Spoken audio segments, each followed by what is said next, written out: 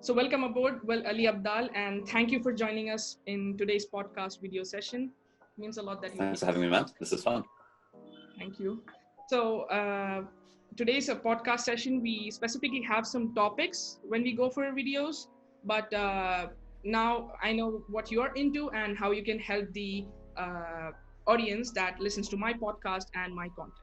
So first and foremost, I'm going to start by saying this. My friend Ali recommended me to watch your videos because his mom annoyed him, but I already like your videos because I like the type of content that Matt Diavela makes. So overall, it was really fun to see you. Thank you. Sick. Well, thank you for having me. I'm looking forward to chatting. Sir. So, okay. So first question is can you define your YouTube journey? Because I know that in the past 2 years, you've got the most, boost in the YouTube algorithm. So how do you think, what's your YouTube journey?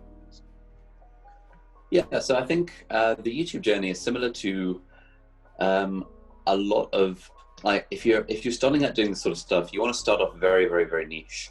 And so when I started YouTube, I started making videos for people applying to medical school in Cambridge, and then kind of expanded out a little bit with videos about life as a medical student in Cambridge, and then expanded out a little bit to kind of people applying to medical school in general with interview tips.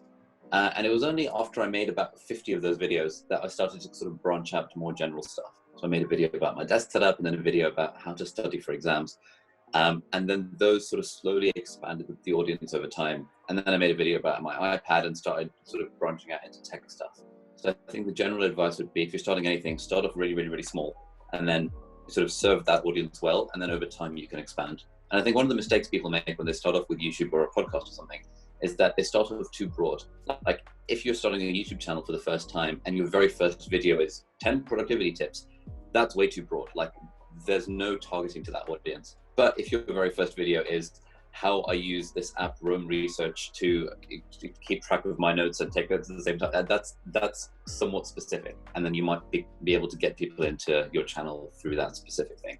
So that was kind of my journey, starting off small and then broadening out over time. That explains it all, because I think the creator space in general, if the fact that we love YouTube for a reason is because we are personal content creators, because we go through the same stuff that normal people do. So I think, yeah, that's how people like you are beating YouTube's algorithm to death. That's the thing. I love that thing. You're being you. That's it. Yeah, absolutely. And I think Matt Diavela actually tweeted something at some point. He said, be so good that you don't have to, no, he said, be so good that you can ignore the algorithm. And I think that's actually a really good piece of advice for any YouTuber. We all think, titles, thumbnails, meta tags, blah, blah, blah, blah, blah. The algorithm's not being good to me. But, to do what Matt Diavela does, he doesn't care about the algorithm. He does it amazingly well. Just make really, really, really good videos, and you don't need to worry about the algorithm. Yeah, I agree with that. So I'm going to begin with this. You have such a wide portfolio, and you were into coding since you were 13. You learned HTML and CSS. And I'm a computer science engineering student. By the way, we had a podcast with your brother, Tamer. We had a podcast. Really? No way. Yeah, we did have a podcast. And we made an audio version of that, but I'm still waiting for my video gear so that we can go ahead and start with all the video podcasts. So we talked about data science, because data science. So I wanted to ask you, do you still code? Not really. I know enough about the basics of it so that if I'm sort of hiring someone to redesign my website, I know I've got enough of a design and coding background to kind of know what's going on. But I think at this point, it's high leverage for me to hire someone else to do it for me rather than to do it myself. So do you miss the feeling of the perfectly implemented code? I think I kind of get that feeling when it comes to videos. Okay. The nice thing about code is that you type something and it happens on screen. It's similar to videos as well. So I sort of miss it to an extent. It's quite fun coding, but I think, yeah, it's something that once you've done it for 10 years, you're like, well, I can now hire someone else, which is good. That's good. So I have many friends, actually, a couple of my best. You've got many friends. I have many friends. All right. So a couple of my best friends, like brothers, they are doing their MBBS.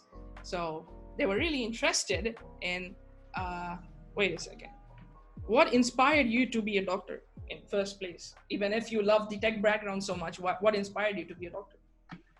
I don't have a very good answer to this because it was between medicine and computer science for me. But I thought that it's more interesting to be a doctor who codes than to just be a coder. No offense. And when you're Asian and you get reasonable grades, doing medicine is like a pretty standard route. And so I thought, so I thought that would be reasonable. But I think the main thing that sold it for me was that when you do medicine, you're spending 6 years at university. When you do computer science, you spend 3 years at university. Everyone says university is the best time of your life. Ergo, 6 years is better than 3 years. And that was sort of the main reason why I did medicine. All right. Okay, that answers it. So how do you manage being a full-time junior doctor and being a YouTuber? And like, which one do you prefer? Like, which one do you like the most? Like, obviously you're going to say that I love both, but what's the one where you want to spend your most time on? That is. So a few weeks ago, I did one of those exercises. A few weeks ago, I did one of those exercises where you kind of write down a list of everything that makes you happy. And I got 20 or something items down on that list. And I realized that nothing to do with medicine was on that list. So, I mean, yeah, being a doctor is cool. But if I were to design my ideal life, I think I would only want to do it for maybe 2 or 3 days a week. I very much would want to do it part-time. I don't think any job is fun full-time. I think every job is better if you can cut down your hours. And so a big part of my whole spiel is encouraging people to, build sources of passive income and do this other stuff, which then gives you the freedom to be able to go part-time with your job. So you don't have to be, shackled necessarily to a job that you might not enjoy. But yeah, no, I enjoy being a doctor. It's fun. But if I had to choose one, it would be doing internet business creatory type things rather than being a doctor. That's good. So, as we know, robotics or in general, technology is working hand in hand with medicine, right? So what do you think will be the future of medicine with technology being involved into it? So what's your take on that? I don't really have any hot takes on that. I think it's all pretty standard stuff. Like I feel like at least in the UK, medicine is very far behind where technology says it should be. There's lots of hospitals here that still use paper notes, and we don't have electronic patient records, which is just such a basic thing that you would think someone would have solved. But actually, we're still kind of handwriting on paper, which is a bit ridiculous. I think there's a lot of scope for image analysis in the field of interpreting X-rays and CT scans and ECGs and things. There's been a lot of stuff over the years. Like, we've known how to read an ECG, heart tracing for like 30 years, but we tend not to use that in general day-to-day practice. We tend to get a doctor to look at the thing and be like, okay, this is normal, or this person's having a heart attack, when we know from the evidence that a machine can probably do that better. So it's all this sort of stuff. And I think, at least in the UK, medicine and technology is held back by the fact that it's a very state healthcare system. Whereas in America, because it's more privatized, there's more of a profit motive, there's more of an onus for change to happen. Surgery in general now is getting automized with these robots, and we've got so many things coming up lined up but it's for future. So I wanted to know what's your take on that.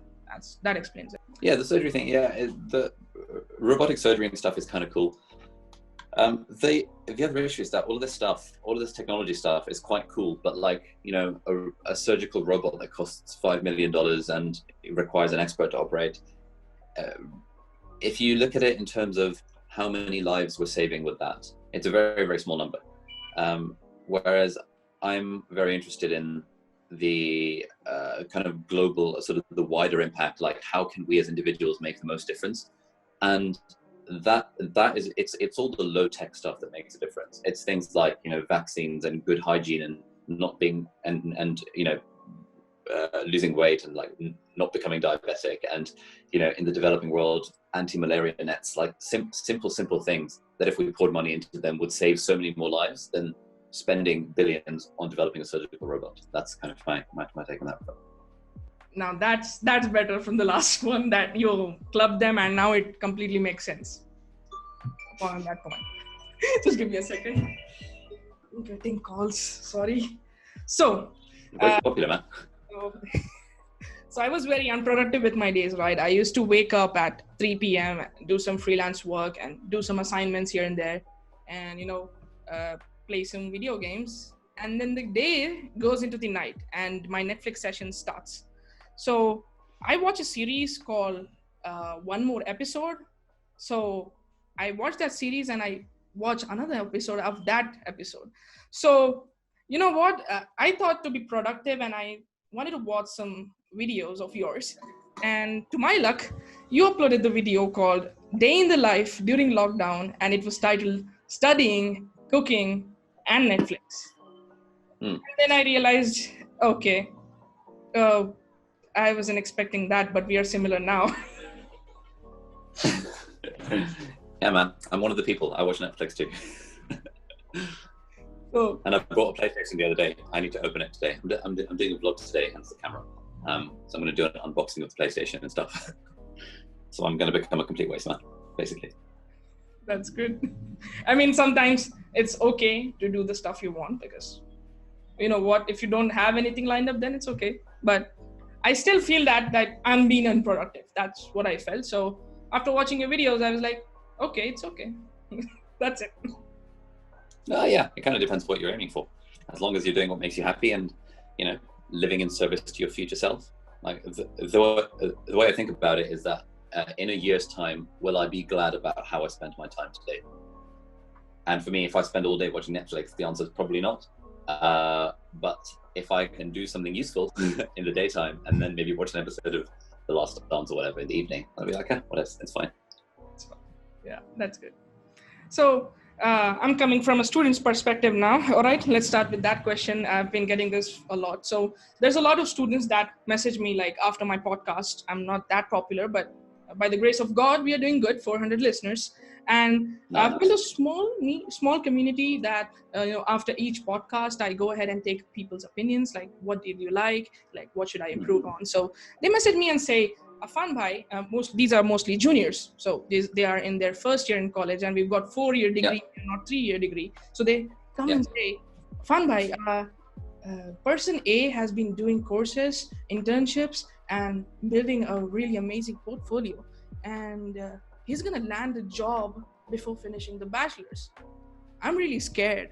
So I was like, why are you scared? You're in your first year, you shouldn't be scared. And then he goes in like, okay, Afan bhai, what should I do? I was like, you're in first year, explore. If you want to learn programming, go ahead and learn it, but make something out of it. And why do you care about people? Why do you listen to people? They won't come in your bad, they won't come in your good. All they are just a backdrop audience that won't come in your way. So these people, right, these students, they are adding certifications to your LinkedIn. They are doing all that stuff. They're trying to network, but they don't want to learn. All they want to do is just land a job. So I try to explain them this thing, but they all fall back into the same trap of comparison, even though you told them that, like you recommend them to do this. So how do you think you can help that kind of students? Because I want to help that kind of fellow students, man. So what's your take on this? How can you help them? So you want to help them with what? With landing a job or? So, with being brown comes the pressures from parents. So they have to land a job as soon as they are done with the bachelor's. And sometimes it's indirect, sometimes it's direct, sometimes it isn't. But most of the time, these students are very concerned about their future, like just after 4 years. So how can we help them? It's hard to say, really. So I'm very biased on this front. So my advice to anyone in this position would always be, don't try and get a job by the traditional route. Actually, I have an idea. I have a book. I have an amazing book. I can't find my amazing book. It disappeared. Anyway, there's a book that everyone should read. It's called The Third Door. Have you read this? Okay. I'll link it on. So cool. Yeah, The Third Door by Alex Balayan. And It's an amazing book. It's a genuinely life-changing book. It made me cry at the end, and it is the perfect book for the sort of person that you're describing. The analogy that he uses in The Third Door is that life is like a nightclub. There are only 3 ways in. There is the main entrance, where people are queuing up for 5 blocks waiting to be let in. There is the second entrance, which is for the billionaires and the celebrities, where they can just kind of say hello to the bouncer and walk in. But what no one tells you is that in life, in everything, there is always a third door. There is, the side entrance in the back alley. You knock on the kitchen window, you like break open the kitchen window, you like go and you make friends with the kitchen staff, you kind of go in. There is always a third door into the nightclub. And every successful person, and this guy's interviewed people like Bill Gates and Lady Gaga and Steven Spielberg, every successful person, they have always used the third door. So I would say to the people that you're talking to, they are all lining up outside this nightclub with 6,000 other people, hoping that someone is going to let them in. And that is not the way to go about it. Figure out where the third door is. Figure out what you can do to build your own portfolio in an interesting way that is different to what other people are doing. Potentially, and yeah, it's, this, I need to land a job. Okay, fine. How are you going to land a job? By competing with 6,000 other people? Okay, well, good luck.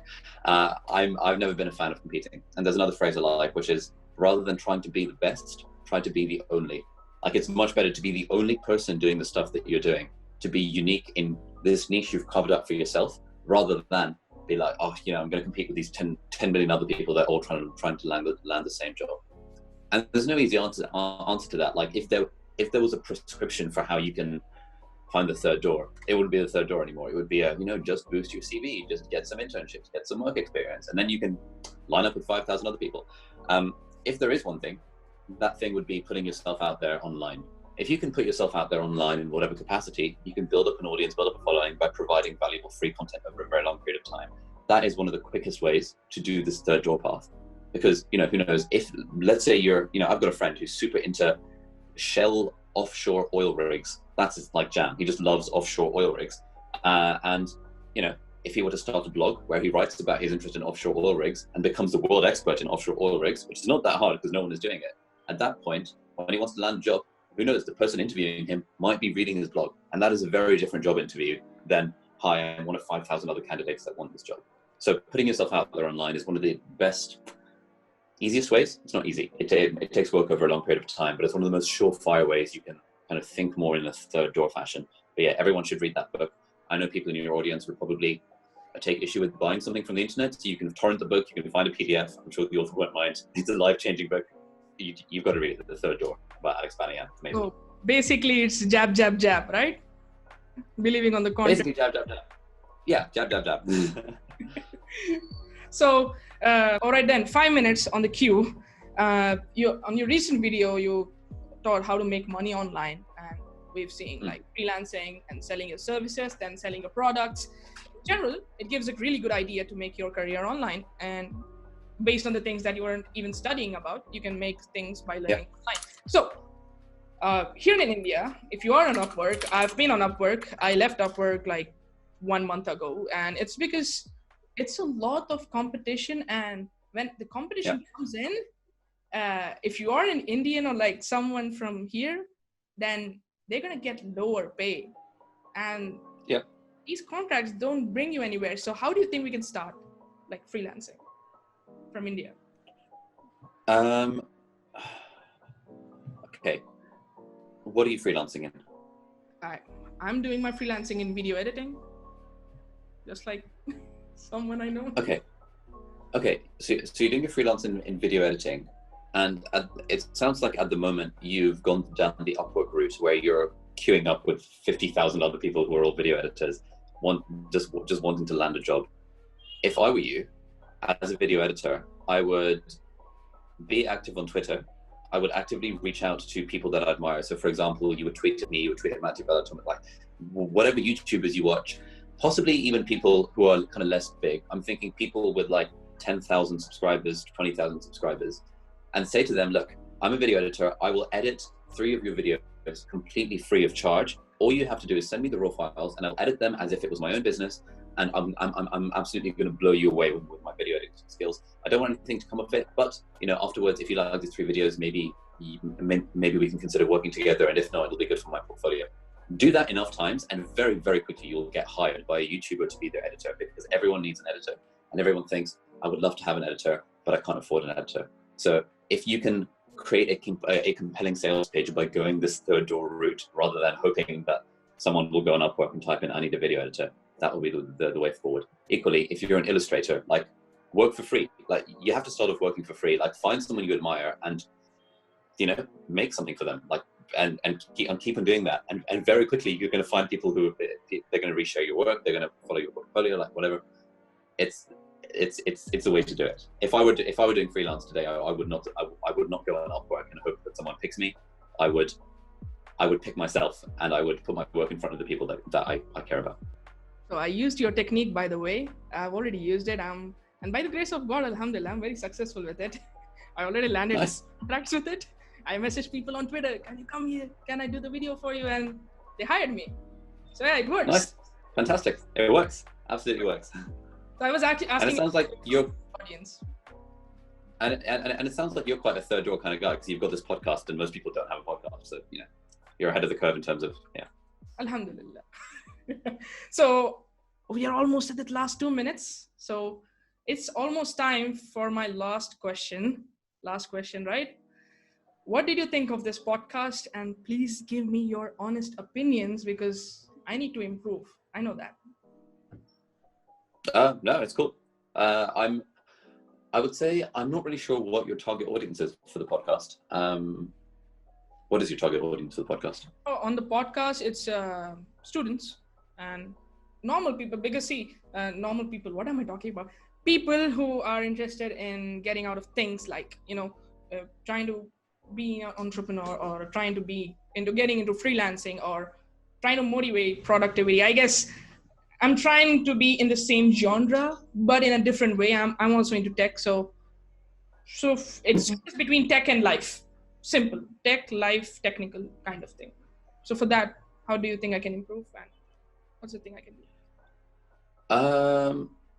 I don't know. I'm not sure there's much to improve, really. I think it's a case of just like really focusing down on who your target audience is and what your value proposition is. Because we talked about when you're starting out, you want to start out quite niche, and podcasts for students interested in life and tech and philosophy and stuff in general, it is not very niche at all. It's very, very broad. And there are millions of those podcasts out there. Like, why would someone want to listen to you rather than to Tim Ferriss, for example? So what I would suggest tentatively is that figure out how you can kind of really narrow it down. Be like, this is a podcast for Indian students interested in making money online. Even then, that's probably too broad, because there probably loads of those. And then once you start doing that, then the other thing is, you didn't mention the name of your podcast at the start, and so in terms of kind of didn't really name it. No, so yeah, and just in terms of branding, like, I don't know what podcast I'm on right now. So if I say, oh guys, you should check out, didn't really name if it. I say, guys, you should check out a farmhouse podcast, they're going to type in a farmhouse into Spotify, and nothing's going to happen. So just a little bit kind of the branding elements. Yeah. The name of the podcast is Didn't Really Name It. Oh, nice. That's clever. So, okay. So the August meetup is still on? Yeah, it can be if you want. We can do part 2. And I'm really excited for that. So cool. Good stuff. This has been fun. Catch you later. Thanks for having me.